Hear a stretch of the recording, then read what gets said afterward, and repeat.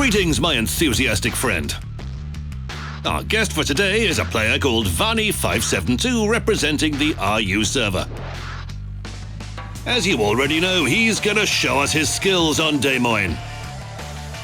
It's one thing to control a ship sitting comfortably in a cozy armchair in front of a display, and it's completely different to be in the conning tower of a cruiser in the middle of a sea battle.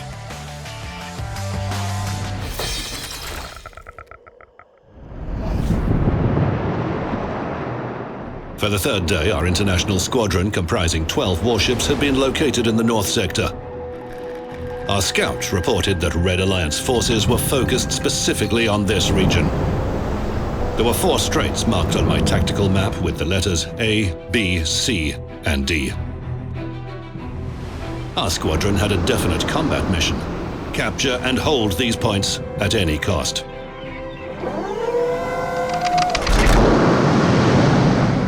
At 10:30, we received information that the enemy squadron had set off in our direction. My Des Moines needed to provide fire support in a small strait between points A and B. Enemy Ibuki was detected 13 kilometers away. Our new Mark 16 would easily penetrate the Japanese cruiser armor at this distance. I ordered the senior artillery officer to open fire with armor-piercing shells. First shots, and all of them hit the citadel. Ibuki hid behind an island. But Edinburgh was coming right after. The Brits started to slow down to lay a smokescreen, but our guns were already aimed at the enemy. And again, we penetrated the citadel. Edinburgh forgot about the smokescreen and tried to escape, but Allied Tirpitz was ahead of me. Stubborn German. Couldn't forgive me for the lost rank star since Marine School. The Allied destroyer started to set a smokescreen. That's great cover for my Des Moines firing at distant targets. Suddenly, an enemy Shimakaze appeared from behind an island. I gave an order to load high-explosive shells. That wasn't in vain. Our shells caused pillars of fire and smoke to appear on the deck of the Japanese destroyer. Like a wounded whale, Shimakaze literally leapt into shallow water, where she sank under the fire of our allies. The smokescreen dissipated, and New Orleans appeared in the distance. And again, I gave the order to load the armor-piercing shells. Fire! 2 of our salvos literally crushed the American. Our first blood in this battle.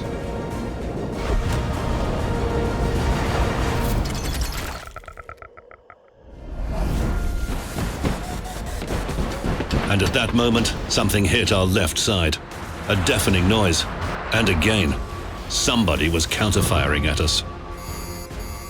One of the officers came in and reported that there was a fire on the foredeck, and the damage control parties started to extinguish it. I commanded full astern to escape artillery fire. An island helped us, but we were badly beaten. Scouts reported that Red Alliance were left with 7 warships versus our 8. Enemy Minotaur and Dmitry Donskoy attempted an aggressive breakthrough to point B. A salvo at the Brit. Miss. I ordered my crew to shift fire to Donskoy. I could clearly see through the binoculars that the shells hit the enemy cruiser in the center of their right side, directly in the citadel. Donskoy quickly changes course, trying to avoid her imminent doom. And she did it. At that moment, Minotaur showed her forward end from behind the nearby cape.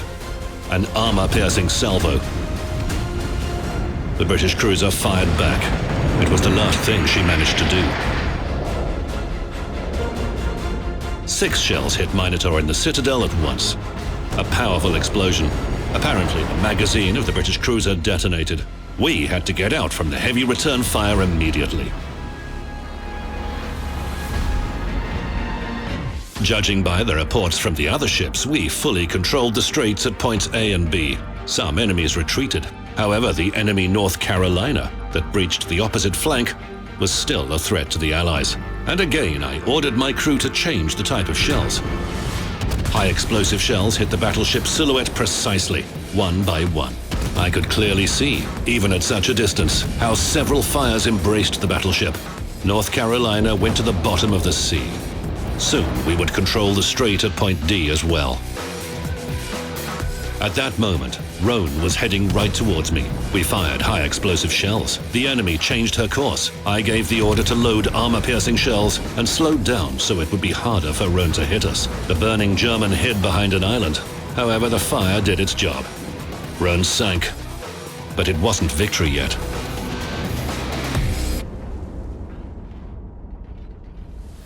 Literally 5 kilometers away from me, enemy Goering started to set a smokescreen.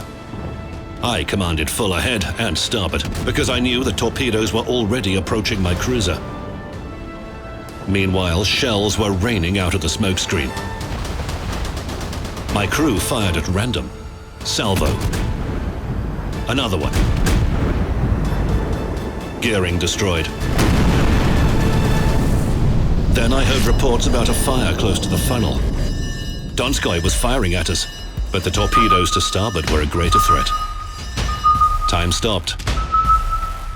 The alerts of the approaching torpedoes were bursting from the speakers.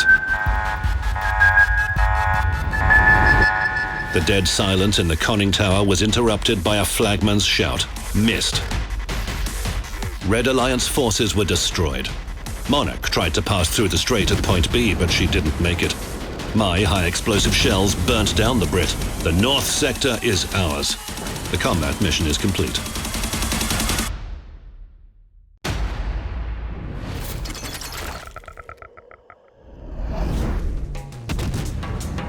Right. A captain's job is not an easy one. A captain bears great responsibility. For not only the ship, but for each officer, sailor, and even the ship's cat. For that battle, Vani 572 earned more than 1 million credits. A 4,500 free experience, 5 medals, and inflicted 315,000 damage. We're granting our hero doubloons. And he also gets a chance to decorate the mast of his Des Moines with the Sea Smackdown commemorative flag. On a related note, I'm sure that the next lucky captain to get a reward will be you, my daring friend. Don't forget to send me your replay.